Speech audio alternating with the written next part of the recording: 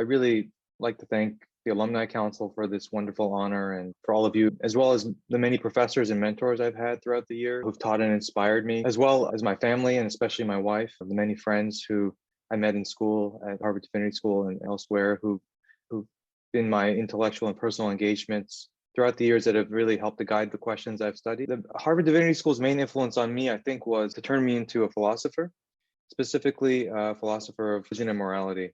The main person I think of who had this influence on me was Gordon Kaufman, who's deceased, and may his memory be a blessed point as well. He really put a flame in my heart for understanding the philosophical foundations of things, of our traditions and our civilization, and seeing the way that the long sweep of history is in many ways a battle of ideas and thinking historically about ideas.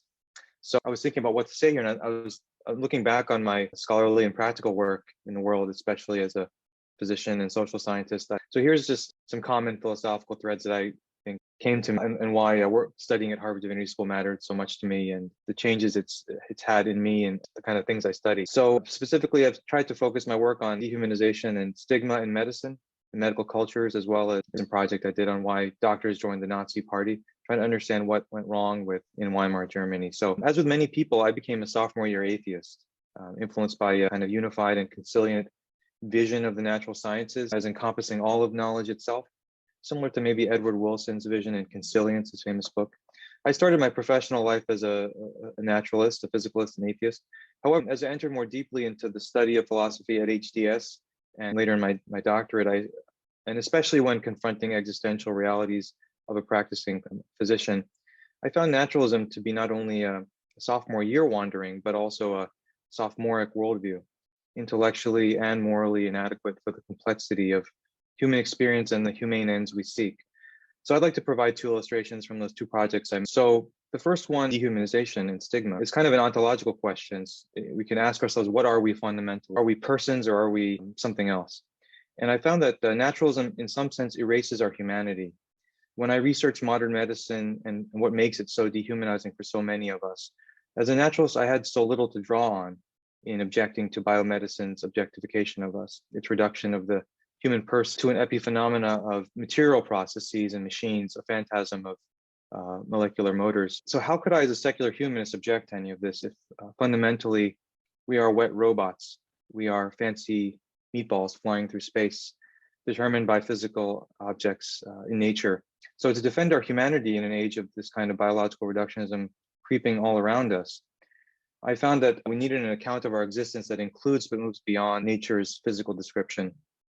We need an account of the uniqueness of human experience that includes these complexities of consciousness, freedom, meaning, transcendence, all of which will thereby necessitate the preeminence of our moral concern for each other, our patients, and ourselves. We also need a description of the vertical dimension of life, and not just its horizontal social dimension, which can be equally reductive as biological accounts. So this two-dimensional, flat, stick figure depiction of human experience we get from naturalism, whether in its biological or social dimensions, doesn't include the fullness of life as we experience it, the 3D cinema we have, the painted walls of our own lives, and the embodied religious and spiritual traditions that represent them more fully. And another analogy, I guess, is we were fully human when we were playing music with all of the octaves on our piano, not just those that we can most easily touch. Second project that I mentioned is relating to how should we live, another fundamental question. And so when I looked at Nazi medicine and how doctors were amongst the earliest joiners of the Nazi Party, I really was wondering, how could this have happened? Why would people who devoted their lives to healing and caring and taking certain oaths want to do such a thing? I wanted to understand how they could have come to the point of utterly disregarding human life and valorizing inequality, not just accepting inequality, domination, eugenics, and mass murder, but valorizing such things.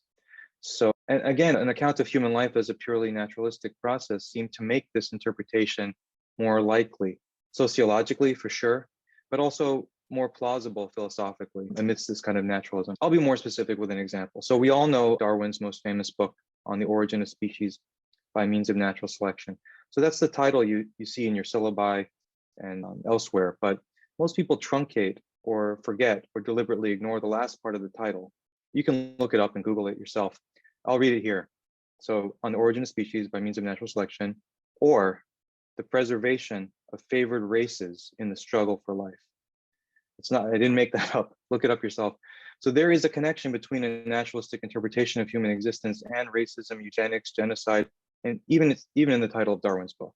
We call that social Darwinism and call it pseudoscience, but there's really something to it for the Nazis and for others today. So you add into that some Nietzschean flourishes about the death of God and the dismissal of an eternal moral law, and include some objections that Nietzsche had to moral equality for the sake of a higher collective flourishing or special community, whether it's the nation or family or the Volk. And being a Nazi doctor has a rationale in this worldview, in this materialistic, naturalistic worldview, however disturbing this is to us today. So those are two touch points for scholarship and personal study that I thought I'd share. It was hard for me to find a kind of an objection to the kind of practices described here without sneaking in some kind of or another theological premise. For example, that humans are sacred, they're morally equal, they're inviolable, they have dignity and rights. How can we justify these premises otherwise? Dissect a human body, you won't find any molecule for rights, sacredness, equality, or dignity. Pick any physical capacity that humans have and try and name it as a basis for our equality, our will, our reason, our intelligence, our consciousness. We will find people who vary in that very capacity, some with more and some with less. Therefore, no physical capacity can stand as a ground and warrant for our human equality. So the logic of the Nazi doctors and researchers is quite consonant with, there's a reason why that logic is also consonant with many contemporary secular utilitarian arguments. For example, for discriminating against and killing inconvenient infants, elderly, disabled, to serve some greater good of other people or communities. So, and I'm working on articulating why this objection works. So this is where I see our great spiritual and religious traditions as being able to offer a kind of reply, a deontological no, and doing so for not just random reasons, but coherent reasons that are grounded in the very nature of things, the very nature of ontology. So whereas a purely naturalistic or atheistic approach to human life would have a hard time doing so, maybe logically impossible time doing so. So in conclusion, I'd say at Harvard Divinity School, I found this passion for philosophizing about the deepest questions of human life, for seeing the moral stakes underlying our different conceptions of human existence, and the very real ways that ideas have life and death consequences for all of us. Thank you very much.